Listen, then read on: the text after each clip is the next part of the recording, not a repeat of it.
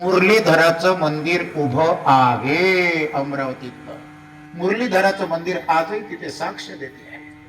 त्याला भाजी बाजार म्हणतात. आज बुधवारातलं लक्ष्मीनारायणाचं मंदिर आहे आपलं, तिथे भाजी बाजार बुधवार आहे. तिथे सहजच मुरलीधराचं मंदिर आहे, जिथे गोपालकृष्णाचा रथ उभा राहिला. आता झालं काय, हिला लागली तहान. की म्हणे गोपालकृष्ण बराच वेळचा आपण चाललोय, मला तहान लागली, म्हणे काहीतरी दे ना. जाऊ काय म्हणे अमरावतीच्या नवरात्रातलं यात्रेत घेऊन येऊ का म्हणे बिस्लेरी, घेऊन येऊ म्हणे ज्यूस, अननसाचा ज्यूस किंवा उसाचा रस. म्हणे हा त्यांनी नाही, पाण्याची दालता पाण्यानेच जाते. गोपालकृष्णाने लगेच त्या ठिकाणी धनुष्यबाण विद्येतून निर्माण केला आणि एक बाण सोडल्या बरोबर लगेच त्या ठिकाणी मिनरल वॉटर तिथे निर्माण झालं, तिथे तळ निर्माण झालं आणि त्या पाण्याची धार डायरेक्ट त्या ठिकाणी रुक्मिणीच्या तोंडात. रुक्मिणी आ कर, तिने आ केल्याबरोबर यांनी बाण सोडला जमिनीमध्ये, डायरेक्ट धारीच्या तोंडात. पहिल्या धारेचं पाणी, कोणी म्हणतात पहिल्या धारेची सकाळी प्याव म्हणते, नाव नाही घ्या, पण पहिल्या धारेचं पाणी मात्र गोपालकृष्णाने तिला पाजलं. तिथे तळ निर्माण झालं आणि तिथे आजही गोपालकृष्णाचं मंदिर साक्ष आहे, महानुभाव पंथाचं. तिथून त्या ठिकाणी निघाल. हे सगळे इतिहास आहे, हे कुठं सापडत नाही. हे अख्खं भागवत का तुम्ही इकडून तिकडून घोटून वाटून प्यायले, ते कुठं सापडत नाहीये. हे फक्त सांगणारा महात्मा, त्याचं नाव श्री संत अच्युत महाराज आहे.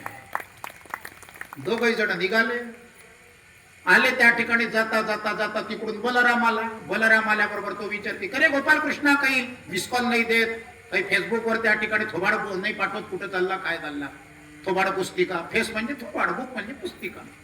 काही थोबाड पुस्तिकेवर काही मेसेज नाही टाकत, काही कॉल नाही करत, काही व्हॉट्सअपवर लोकेशन नाही पाठवत, कुठे चालला काय चालला. तो म्हणे अरे वेळच नाही मिळाला म्हणे बलराम.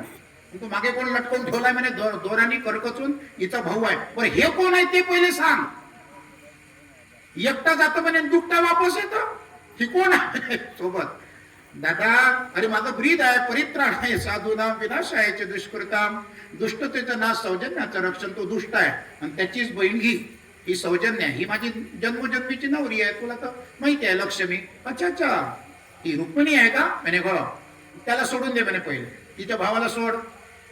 झालं बा. यांनी त्या ठिकाणी ते असणारे दिगंबर जैन धर्मातले ऋषी मुनी आजही अंगावर कपडे घालत नाहीत. मनीष सागरजी महाराज, तरुण सागरजी महाराज, तरुण सागरजी के कडवे बोल. तरुण सागरजी आज राहिले नाहीत. मनीष सागरजी महाराज, त्याच्यानंतर सुवीर सागरजी महाराज आजही माझ्या व्यासपीठावर आत्ता 15 दिवसापूर्वी होते. मनीष सागरजी महाराज माझ्या चांगल्या परिचयाचे आहेत, अच्युत महाराजांच्या वेळपासून. त्याच्यानंतर सुवीर सागरजी महाराज दरवर्षी नागठाण्याला बाजूला त्या ठिकाणी दिगंबर जैनांचा मोठा आहे, इतकं प्रेम आहे त्यांचं माझ्यावर की माझ्या बाजूला येऊन बसतात. महाराज जी आपके साथ बहुत अच्छा लगता है. सुवीर सागरजी महाराज, काय त्याग आहे त्या जैन मुनींचा. अगो ते जेवतात इथं असे हातात जेवतात, असे जेवतात. त्यांच्या हातावर टाकावं लागते वरण भात कढी भाजी. त्याच्यात जर का केस निघालं, तिथं जेवण बंद, चालले दुसरीकडे. उन्हाळा असो, पावसाळा असो, हिवाळा असो, पायी जातात. इथून जर त्यांना दिल्लीला जायचं आहे नागपूरवरून, तर थांबत जातात.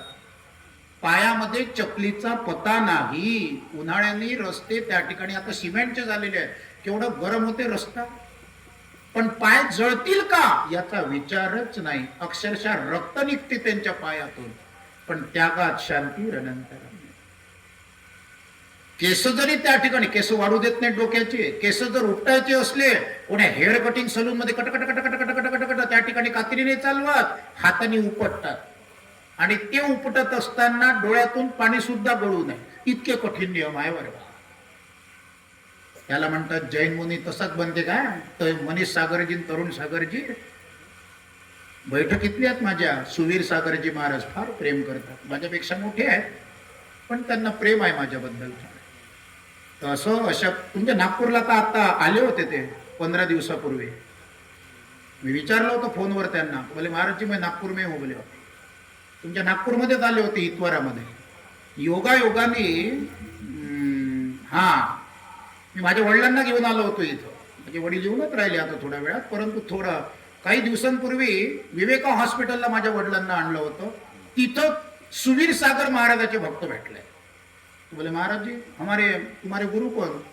तो बोले हमारे गुरु सुवीर सागर जी महाराज. वो तो म्हणलं मेरे बगल में बैठते नागठाणा में. अरे बाप रे आप ही हो क्या? बोले वो सचिन देव जी. मैंने हाँ वो बताते रहते हैं. बोले मतलब हाँ उनका अच्छा पहचान है हमारे से, वो बहुत प्रेम करते हैं हम पर. वो अभी नागपूर में है बोले 15 दिन के लिए अनुष्ठान चालू आहे बोले महाराज जी का. आता गेले असतील ते, याही गोष्टीला 20-25 दिवस झाले. असो अशा परिस्थितीमध्ये रुक्मिणी त्या ठिकाणी धर्म स्थापन केला. त्याचं नाव दिगंबर जैन धर्म, म्हणून ते अंगावर कपडे घालत नाहीत. म्हणून ज्या ठिकाणी हे सगळं घडलं त्याला भोजकट नगर म्हणतात. भोजकट नगर हे द्वापर युगातलं नाव आहे. आता त्याच भोजकट नगरला भातकुली असं म्हणतात. आलं का लक्षात? त्याच भोजकट नगरला भातकुली असं नाव पडलेलं आहे. आणि त्याच भातकुलीच्या जवळ गणोरी म्हणून एक आहे. गणोरी मोहम्मद खान महाराज आणि गणोरीची जगदंबा माता सुद्धा प्रसिद्ध आहे. गणोरीची देवी अनेक जणांचं कुलदैवत आहे भातकुलीच्या जवळ. हे सगळे त्या ठिकाणी तपशील याच्यात कुठंच सापडणार नाही तुम्हाला. हे फक्त अच्युत महाराजच देऊ शकतात. तर अशा परिस्थितीमध्ये गोपाल कृष्ण आणि बलराम आणि रुक्मिणी द्वारकेमध्ये एकदम सुखरूप जाऊन पोहोचले. द्वारकावासियांना तेवढंच काम होतं. गोपाल कृष्ण कुठूनही मोहीम करून आला, मोहीम सफल करून आला की लगेच त्या ठिकाणी ते आरतीचं ताट तयार. लगेच त्याला कुंकवाचा टिक्का लावला रे लावला की चला पाय धुतले की आतमध्ये. गोपाल कृष्णाला विचारतात अरे गोपाल कृष्णा म्हणे काय कोण आहे बाजूला उभी कोण आहे? म्हणे मला नाही माहित म्हणे कोण आहे काय आहे. तिचं नाव रुक्मिणी आहे म्हणे. आणि एकटा जातो दुखता वापस येतो. अरे म्हणे तिच्यावर त्या ठिकाणी राक्षसी लोकांचा घाला पडणार होता, म्हणून त्या राक्षसी लोकांच्या तावडीतून मी तिला सोडून आणलं. मला बाकी काही माहित नाही. त्याचे पाय धुतले तो चालला गेला. फटो फटो फटो फटो आतमध्ये चालला गेला. तिला विचारलं अगं तुझं नाव काय? म्हणजे माझं नाव रुक्मिणी आहे. कुठं राहतो म्हणे तो? मी कोंढाण्यापुरात राहतो अमरावती जिल्ह्यात. अच्छा याच्यासोबत कशी काय? मी लक्ष्मी आहे ना, मी जन्मोजन्मीची त्याची पत्नीच आहे. अच्छा मग तुझी काय इच्छा आहे? म्हणे मी लग्न करून तर त्याच्याशीच करणार आहे म्हणे, दुसऱ्याशी नाही करत म्हणे. त्याच्यासाठी तर आलीच म्हणे मी लग्न करायसाठी. तो विष्णूचा अवतार आहे तर मी लक्ष्मीची अवतार आहे म्हणे. बरं हरकत नाही. मग तो असा कोण बोलला की मला माहित नाही कोण आहे काय? नाटक केलाय म्हणे तो पहिलेपासून, नाटक करण्याची सवयच आहे म्हणे त्याला, म्हणून तर त्याला नटनाटकी कुंज बिहारी म्हणतात म्हणे. भल्ला नाट केलाय म्हणे तुमचा तो गोपाल कृष्ण. जा त्याला विचारा म्हणे एकदा तुझी इच्छा काय आहे म्हणून. होच म्हणते पहा म्हणे. सहजच त्या ठिकाणी आतमध्ये गेले वा आणि त्यांना विचारलं आणि अरे गोपाल कृष्ण तिथं म्हणते म्हणे एका पायावर तयार आहे लग्न करायला. आणि करण तर म्हणे गोपाल कृष्णाचीच करण म्हणे. ती तयार आहे तर मी पण तयार आहे. मग अशी कोण नाटक केलं? तेवढं करावंच लागत असते म्हणे ते लग्न जमल्यानंतर. अशा परिस्थितीमध्ये दोघांनाही बोल्यावर उभं केलं. दोघांच्या मनात अंतरपाठ धरला आणि लगेच त्या ठिकाणी काढायचे त्या ठिकाणी पाकळ्या. सहज मंगलाष्टक म्हणण्यात आले. मंगलाष्टकाच्या माध्यमातून त्याचं वर्णन आहे. राजा भीष्मक रुक्मिणी सनयने देखो नि चिंता करी, ही कन्या सगुणावरा नृपवरा कोणा सम्या देईजे. राजा भीष्मक रुक्मिणी सनयने देखो नि चिंता करी, ही कन्या सगुणावरा नृपवरा कोणा सम्या देईजे. आता एक विचार कृष्ण नवरायासी समर्पो म्हणे, रुक्मा पुत्र वडील त्यासी पुसणे कुर्यात सदा मंगलम वधूवर योशुभम.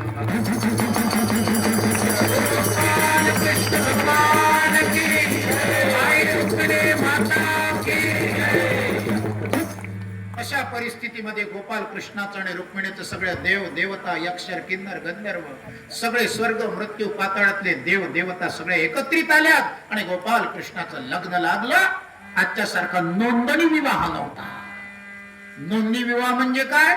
दोघे जण कोर्टात जाते, त्या वकिलाला मस्त त्या ठिकाणी कोंबडे बोकडे खाऊ घालते, दारूचे बोतल पाजून देते, साक्षीदार घेऊन येते, झालं म्हणते आमचं कोर्ट मॅरेज. बामणाची गरज नाही, शास्त्राची गरज नाही, मंत्राची गरज नाही, कार्यालयाची गरज नाही, कोण्या यज्ञ कुंडाची गरज नाही, लाया होमची गरज नाही, सप्तपदीची गरज नाही. याला काय त्या ठिकाणी विवाह म्हणते का? मग त्यांचा कॉन्ट्रॅक्ट मुस्लिम लोकांचा कॉन्ट्रॅक्ट आणि याच्यात फरकच काय राहिला मग? One and the same thing, सारखंच आहे ते. कॉन्ट्रॅक्ट नाही आहे तो, हे लक्षात घ्या. आमच्या हिंदू संस्कृतीचा विवाह हा सुद्धा 16 संस्कारांमधला एक विवाह नावाचा संस्कार आहे, 13व्या नंबरचा. लक्षात घ्या. म्हणून नोंदी विवाह नका करू, करायचं असेल तर घरातल्या घरात करा, परंतु मात्र तस्मात् शास्त्रम प्रमाणम ते कार्य व्यवस्थिता, शास्त्राला अनुसरून तुम्ही आम्ही पुढे गेलं पाहिजे. ते मी नाही, ते भागवत शिकवते आमचं, हे लक्षात घ्या. रुक्मिणी आणि गोपाल कृष्णाचं लग्न लागलं. सगळ्या देवलोकांनी आणि सगळ्या द्वारकावासियांनी दोघांचंही भजन केलं. हे म्हणतात, श्रीकृष्ण रुक्मिणी जय बोला, देवकी नंदन गोपाला. श्रीकृष्ण रुक्मिणी जय बोला, देवकी नंदन गोपाला.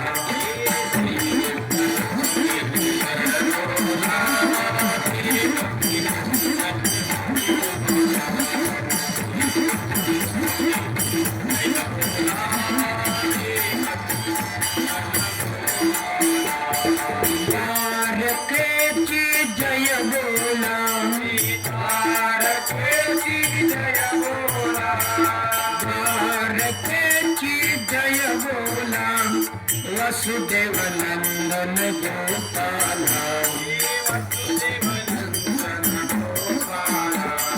श्री कृष्ण रुक्मिणी जय बोला, देवकी नंदन गोपाला. श्री कृष्ण रुक्मिणी जय बोला.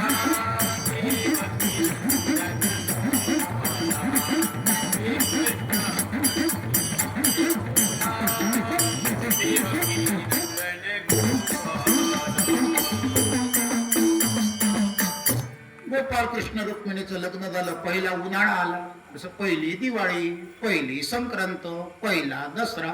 पहिल्याला भल्लं मोठं त्या ठिकाणी फॅड असते. नंतर मग एक पोरग झालं रे झालं मग सगळं गंगेला मिळून जाते, नाग नदीला. मग काही सगळं जुनं होऊन जाते. फक्त मग अधिक मासापुरतं राहते, तेवढ्या पुरतं जावई बापूला बोलवा काहीतरी द्या म्हणून. अधिक मासामध्ये वाण द्यावं लागते ना जावई बापूला. अशा परिस्थितीमध्ये गोपाल कृष्ण आणि रुक्मिणीचं लग्न झालं. गोपाल कृष्ण उन्हाळ्याचे दिवस झाले, आपल्या आत्याकडे आला. आत्याकडे.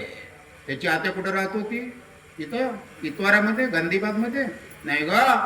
त्याची आत्या राहत होती हस्तिनापूर इंद्रप्रस्थ, ज्याला कुंती माता म्हणतात. आणि त्या कुंतीचे 5 पुत्र होते, युधिष्ठिर, भीम, अर्जुन, नकुल आणि सहदेव.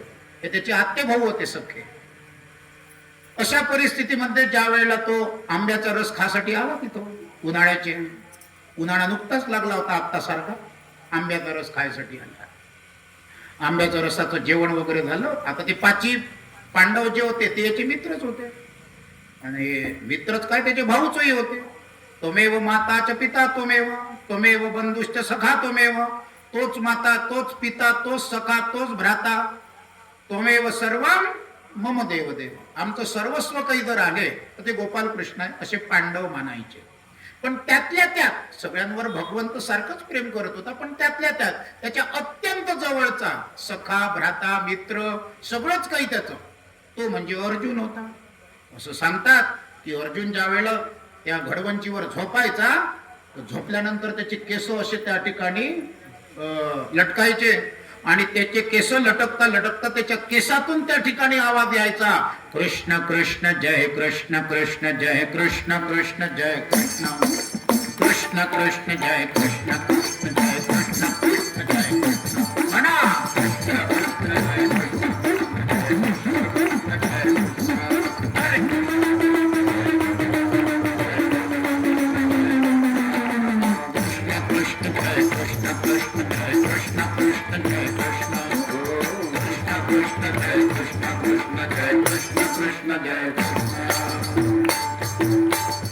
त्याच्या जटाजटातून त्या ठिकाणी, म्हणजेच काय, याचा अर्थच तो आहे, त्याच्या रोम रोमामध्ये गोपाल कृष्ण सामावलेला होता. जिधर देखता हो उधर तू ही तू है, जिकडे पाहू तिकडे बाई, आणि गोपाल कृष्ण वाचुनी दैवत. त्याचा केसन केस, त्याचा रोमन रोम त्या ठिकाणी गोपाल कृष्ण स्वरूप होता, असा त्याचा अर्थ आहे. सहजच त्या ठिकाणी अर्जुनाला तो म्हणतो, अर्जुना भल्ला आंब्याच्या रसाचं जेवण झालं म्हणे जोरदार. म्हणे मग चालतं का म्हणे थोडंसं फिरून येऊ म्हणे. म्हणे कुठं? जाऊ म्हणे गोरेवाड्याला.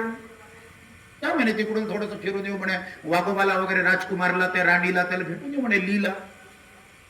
म्हणे ठीक आहे हरकत नाही चला.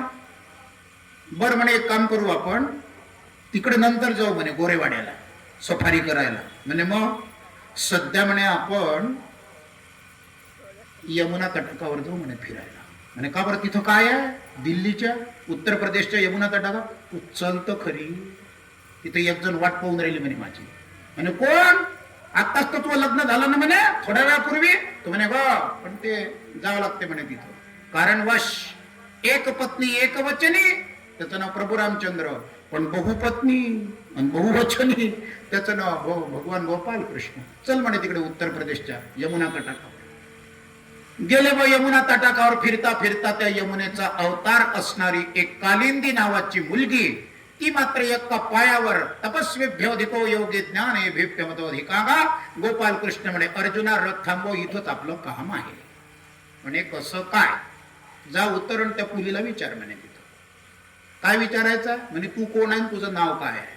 ठीक आहे म्हणे मग सांगितलं तेवढं करेल. अर्जुन गेला तिथपर्यंत. अर्जुन आणि तिला विचारतो का गा? म्हणे काय आहे? म्हणे तुझं नाव काय? म्हणे तुला काय करायचं? माझं नाव काही असो. म्हणे नाही तरी पण माझं नाव कालिंदी आहे म्हणे, मी यमुनेचा अवतार आहे. अच्छा यमुनेचा अवतार आहे तू? माझं नाव कालिंदी आहे. म्हणे वा नाही आमच्या सहज गोपाल कृष्णाने विचारलं. गोपाल कृष्ण? म्हणे मी त्याचं तो चिंतन. म्हणे काय करते तू पहिले इथं? म्हणे मी एका पायावर तपश्चर्या करते आहे. म्हणे कशासाठी? मला लग्न करायचं आहे म्हणे म्हणून तपश्चर्या करते. म्हणे कोणासोबत? कृष्णाय वासुदेवाय हरे परमात्मा. मला गोपाल कृष्णासोबत लग्न करायचं आहे. अरे बाप्पा गोपाल कृष्ण तर आमच्या सोबतच आहे. तुमच्या सोबतच आहे का? म्हणे गोपाल कृष्ण. म्हणे काय? तिथं तुझ्याशी लग्न करायला तयार आहे त्याच्यासाठी तपश्चर्या करते. गोपाल कृष्ण म्हणे धर तिचा हात घेऊन ये. असं म्हणजे लग्न तुला करायचं हात मी पकडू काय? म्हणे काल उतर म्हणे इकडे ये. गोपाल कृष्णाला उतरवलं. अर्जुनाने आला कालिंदीचा हात पकडला, लगेच रथात बसवला. रुक्मिणी सारखा कुंती माता आणि 5 पांडवांच्या उपस्थितीमध्ये दुसरं लग्न लागलं गोपाल कृष्णाचं. तिचं नाव कालिंदी, यमुनेचा अवतार.